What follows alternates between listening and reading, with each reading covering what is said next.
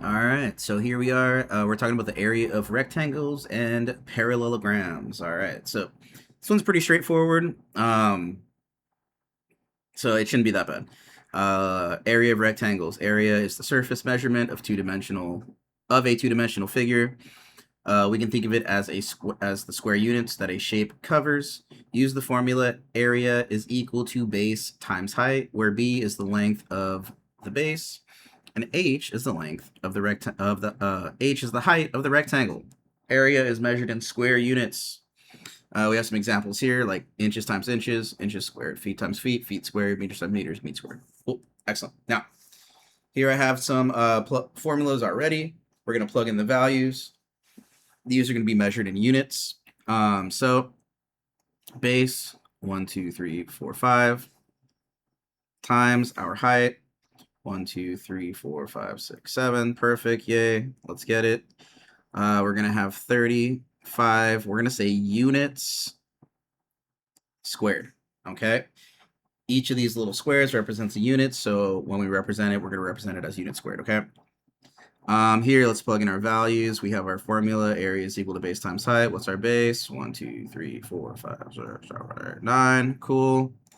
And then our height we see here is 6. Perfect. Okay, so here we go. 9 times 6 is 54 units squared.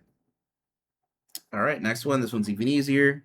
Plug in our values. 4 times 4, we have 16 units squared.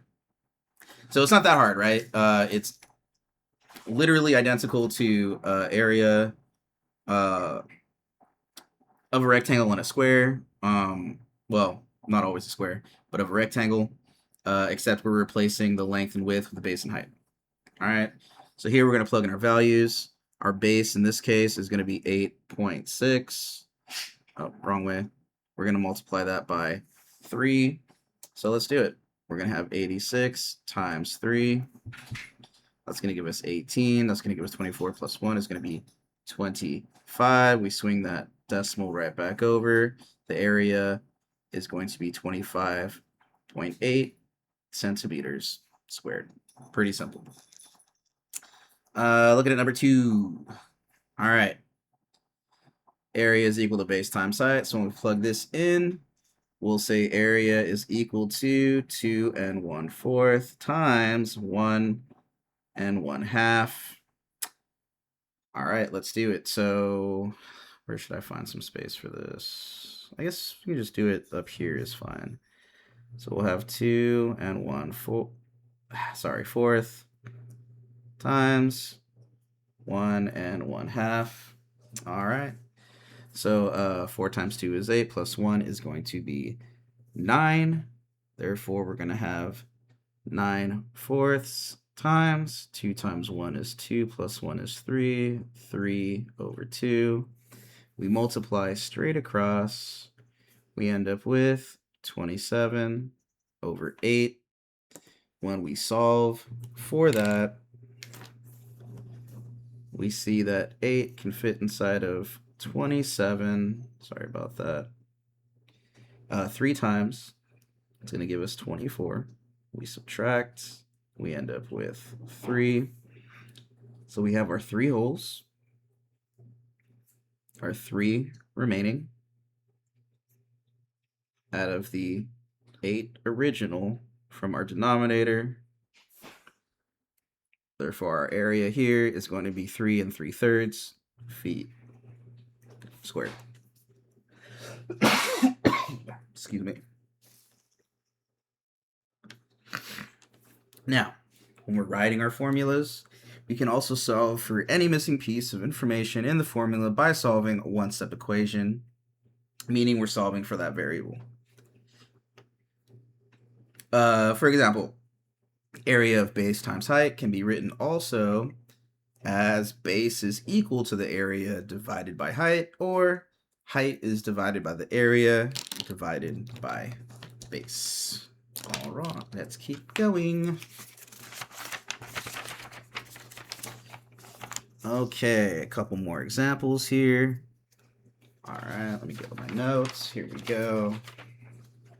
Perfect. So Here, they actually tell us what our area is, okay? So we're still using the same formula. Area is equal to base time height. They're just saying that the area here is actually 162. So if we rewrite this, yeah, we can do it right here. We can say that area, which is 162, is equal to our base, which we don't know, and is being represented here by B, times our height, which is 18, right? Perfect. So this is what they meant by the one-step equation, okay? So here, 18 times b would be 18b. I'm just going to divide by 18 on both sides. Divide by 18 on both sides. And what I should end up with is 162 divided by 18. I can make a really long list, skip counting by 18s. I'm not going to do that. So I'm just going to tell you that 18 does fit inside of 162 9 times. Therefore, the value of base in this particular case is actually going to be 9. And I should have plugged in the values here, but I didn't, so I apologize for that. I'll do that here. 162, again, equal to base times our height, which in this case is 18. All right.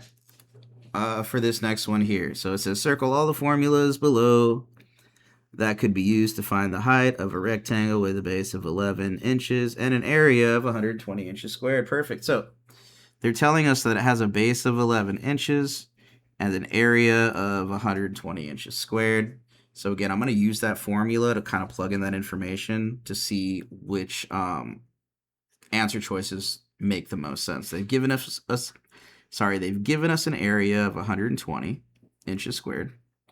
They've given us a base of 11 times h. Okay, so let's see what we can find. Oh, okay. So C works out perfectly. We have our area, 120. It is equal to 11, which is our base, times our height, h here. Awesome. If I were to actually solve for h, solve for the variable, then I'd have to divide by 11 here and divide by 11 here. And the closest thing that represents that is going to be D here.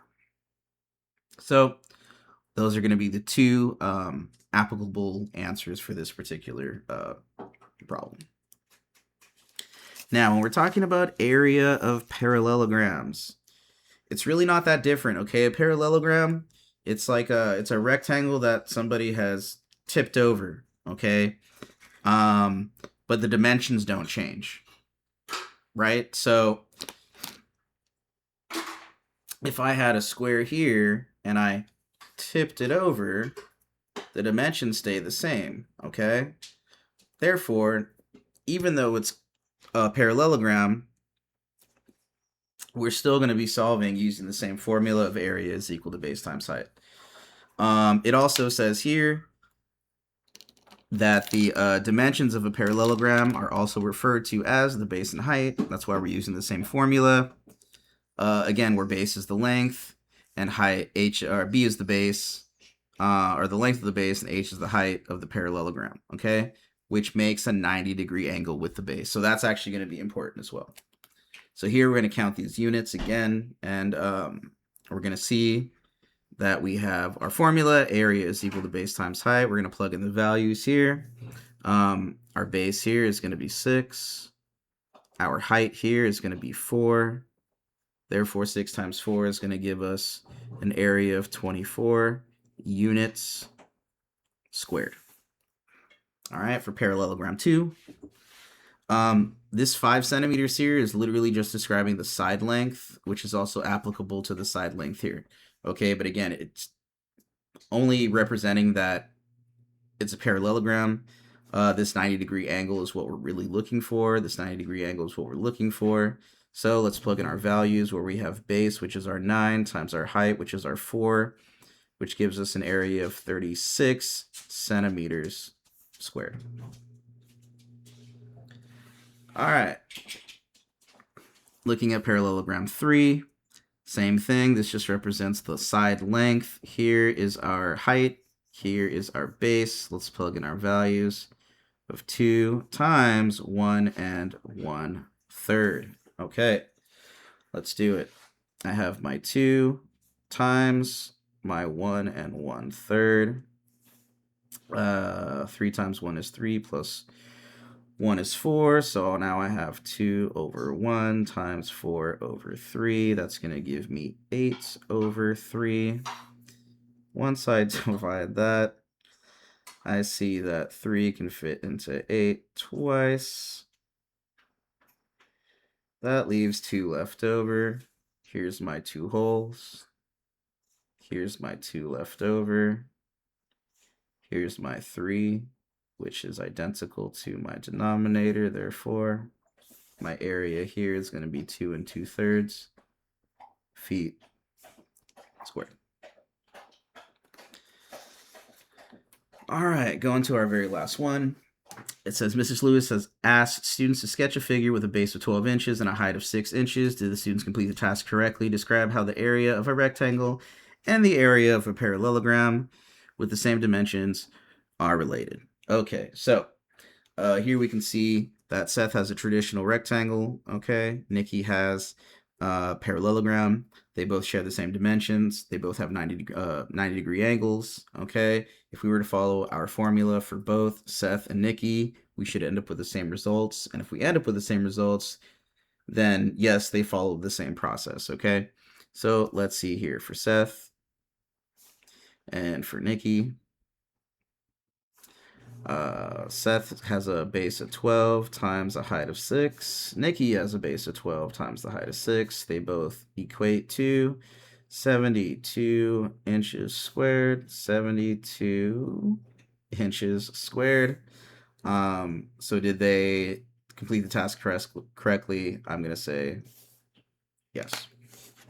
All right. Hope this was helpful. See you later, guys.